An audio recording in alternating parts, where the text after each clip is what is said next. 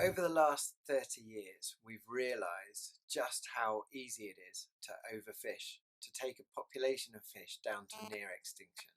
Fish populations are now at levels that are barely sustaining that species in that location.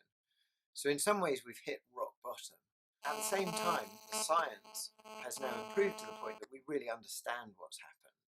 The science surveys give very robust data, so we really understand just how low, how deep we've got into the issue of overfishing. The media have really, rather than picking up on it because this is bad news, another bad news story, have been inspired by some of the celebrity chefs that have started to showcase the issues of fishing, showcase what the value of fish, the value of a fishery. And so the public have become quite interested. I think in all of us there's a small amount of sea dog which really has that affinity with the sea, and so it's something that's very easy to communicate with the public, and it's being done very well by celebrity chefs, by conservationists. And because we really hit that rock bottom period in about the mid-80s, early 90s, we're also starting to see things improving through the establishment of marine protected areas, through good fisheries management, which means that the news that is being passed on to the public is often positive. And I think the public are really warming to the fact that we are seeing a more positive world already when it comes to the fisheries around the UK and also more globally.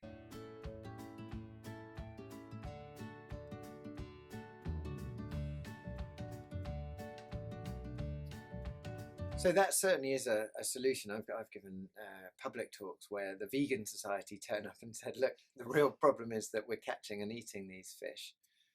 I think certainly there are many parts of the world where eating fish is essential. So many of the world's poorest nations depend on fish for protein in the diet. It's unavoidable, really, for fish to be incorporated in the human diet. We've evolved eating seafood. Populations and civilizations have developed around seafood. So it's very difficult to say globally we should stop eating fish altogether. We've also modified the natural ecosystem through fishing over the last probably 10,000 years. And with industrial fishing over the last 100 or 150 years, we've taken those ecosystems to very different places to what they would be as a pristine environment. So if we were just simply to stop fishing, it's actually difficult to know what would return, how the balance of the ecosystem would change. And so similar to agriculture on land, probably sustainable approaches to producing food, to harvesting fish, is a more balanced way of that environment being used than simply just to lock all the boats in port and see what happens. Obviously there are fishing communities that depend on fishing for their livelihoods, and so we do need to consider the human aspect of the importance of fishing. There's a very strong cultural importance to fishing, and there are many people who enjoy eating seafood. So I think with the right education and opportunities to eat the right fish, then actually it can be a very important part of our culture and of our diet.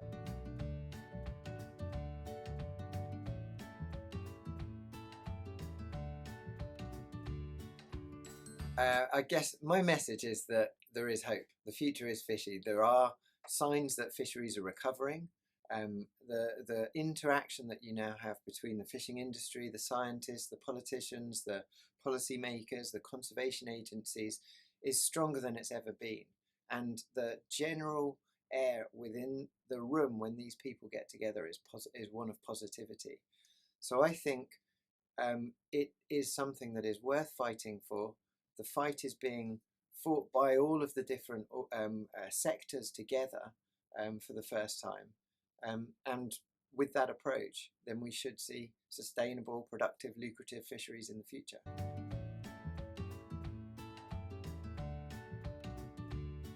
One of the greatest privileges of being an academic working in a university is being able to interact with the student community. These are the brightest young people in our country. They are often full of the freshest ideas. They've got the most intellectually free way of thinking about the world, which means that often solutions come through discussions with students.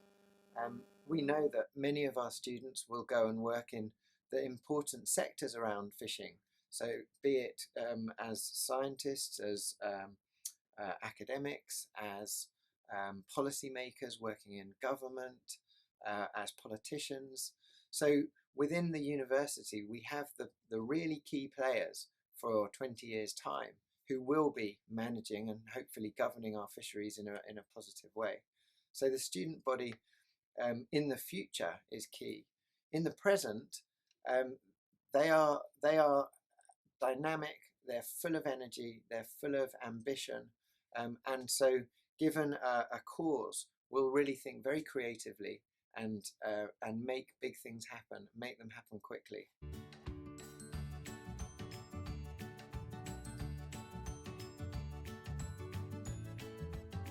The University of Exeter is probably one of the most exciting universities when we think about the future, in that there is a very strong drive for building a sustainable global culture for 2050. Sustainability 2050 is a key program that goes across the university. Um, the students are encouraged to be a part of Sustainability 2050. And so one of the real messages from this is not just simply to sit in the libraries, write essays, think very philosophically about what 2050 might be, but to really start to understand how change occurs, to look at how society change occurs, look at how individual behavior changes, look at the psychology of change. And one of the main outcomes from all of that work is really the understanding that we need to walk the talk. So not just simply write books or appear on television programs talking about stuff, but actually go out there and live it in our day-to-day lives. So if I was a student in Exeter and I wanted to make that change, the first thing I would do is to just learn the basics about, if I wanted to eat fish, which fish species are the best to be eating, to understand why. So not just simply to get a list of fish, but to understand what it is about the biology of the fish, the ecology of the fish, the methods of catching those fish, so that then when you encounter a different species, you can make your own decisions. You can quite quickly learn which are the obvious ones to avoid and which are the obvious ones to try and eat. Um, Students have lots of dinner parties, they have lots of parties in the summer, they have barbecues. Those sorts of events are really good ways of the message spreading. And then through social media, that experience and that message can then be quickly moved university to university, so that soon the whole nation of students would be hearing those similar messages. So I think students in Exeter have a real opportunity. They are supported by Sustainability 2050, but also by strong marine biology group of academics who are very willing to try and support this drive.